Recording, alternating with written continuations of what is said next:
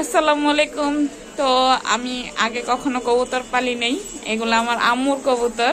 কিন্তু আমি বুঝতে পারতেছি না যে ওদের বাচ্চা, এই যে ওদের মা বাবারে দেখাচ্ছি আমি, বাচ্চা একটা বড় মাশাল্লাহ, আর একজন একদম কুচকু হয়েছে। এটা কেন হলো একটু আমারে কমেন্ট করে জানাবেন। আমার এমনি মেডিসিন সম্পর্কে, ওদের মেডিসিন সম্পর্কে কিছুটা ধারণা ভালোই আছে, ইনশাল্লাহ সামনে শেয়ার করব। কিন্তু ছোট বড় হওয়ার কারণ কি?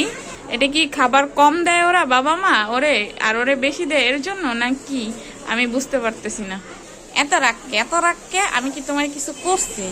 এদের খাবারের থলি কিন্তু ভরা, এরও খাবারের থলিতে খাবার আছে মাশাল্লাহ, এরও খাবারের থলিতে খাবার আছে, কিন্তু এর সাইজ বুঝতে পারতেছি না, এত ছোট আর এ তো মাশাল্লাহ। তো কেউ জেনে থাকলে অবশ্যই কমেন্ট করে জানাবেন এটা কেন হয়।